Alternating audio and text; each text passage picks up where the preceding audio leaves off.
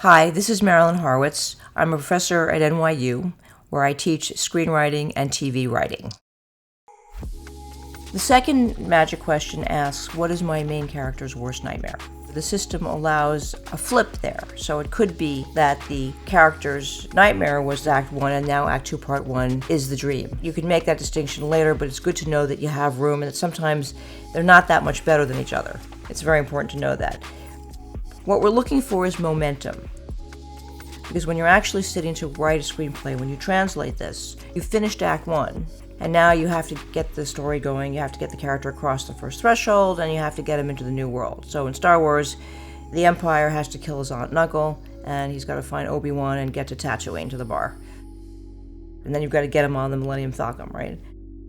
In The Wizard of Oz, she's in Oz, she's killed the witch, she's got the ruby slippers, and she's now put on the direction of the Yellow Brick Road by her mentor, the Good Witch. Okay, that stuff is hard to get going because basically at the end of first act you run out of momentum. And the whole game of any dramatic work, as you know, is momentum, and you've got to get to the end. That's how you do it. So by having like a backboard of the dream nightmare, it gives you the torque you need to bounce off to the next one, right? So at the end of 7, he can't let the poor schlub take on the case because he's going to get killed.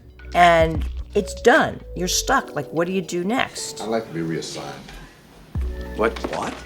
Whoa. What in the hell are you talking about? So the nightmare is he can't resign. So what has to be the beginning of Act 2, Part 1? He doesn't resign. And for me, personally, writing Act 2, Part 1 is much harder than writing Act 2, Part 2. Because I'm kind of done. I'm all about the setup. I'm like, okay, fine, next story. But you have to develop this. In the case of The Wizard of Oz, we don't know nightmare dream per se. We know that there's strong contrast. So at the end of Act 1, she's run away, she sees Professor Marvel, and Professor Marvel shows her aunt might die if she leaves, and now she has to go back, and she gets stuck in the tornado. And we need that tornado because we need a transition, because we got to get her into the new world. In The Godfather, we have to get him to the hospital. So at the end of Act 1, it's all hunky-dory, he's happy, they're making plans, they're Christmas shopping, if you remember, and then he sees the newspaper where his father has been shot.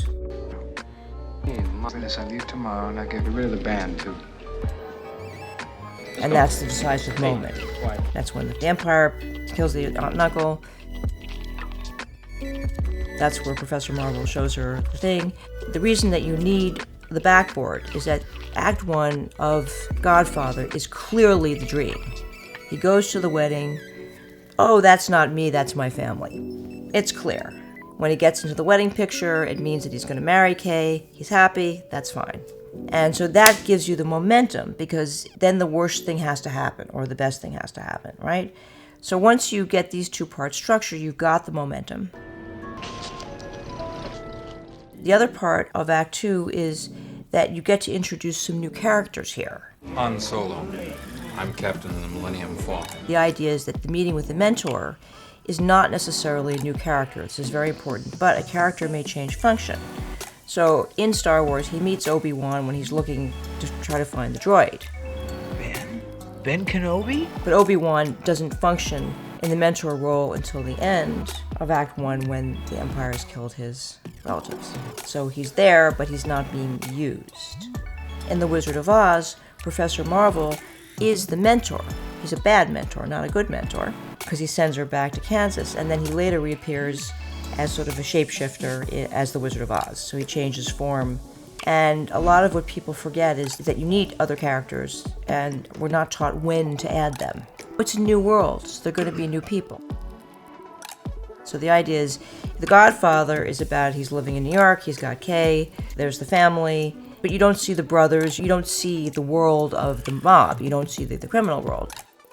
Act 2, boom, he goes to the hospital, he saves his father, and now he's sitting in his shirt sleeves with Sonny in the room planning the murder.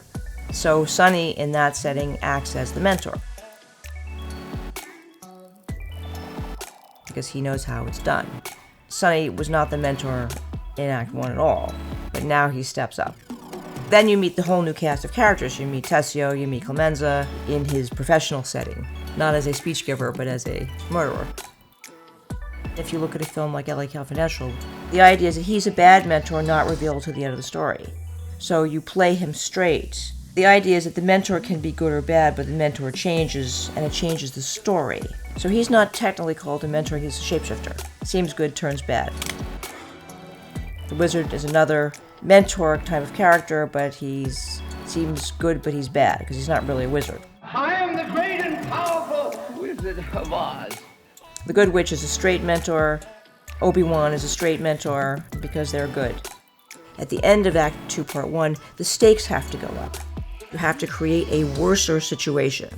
In Star Wars, they have to go into the Death Star and save Princess Leia. I'm Luke Skywalker. I'm here to rescue you.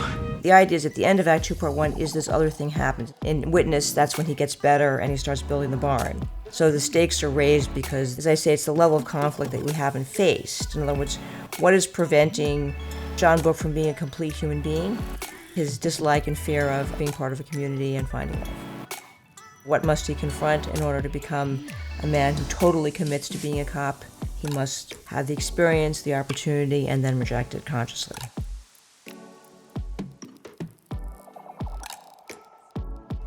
The most important parts of Act 2, Part 1 is the momentum it creates, and the end of that act raises the stakes, create more momentum, so now the third magic question, which is who or what would my main character die for, can be answered in a way that makes sense.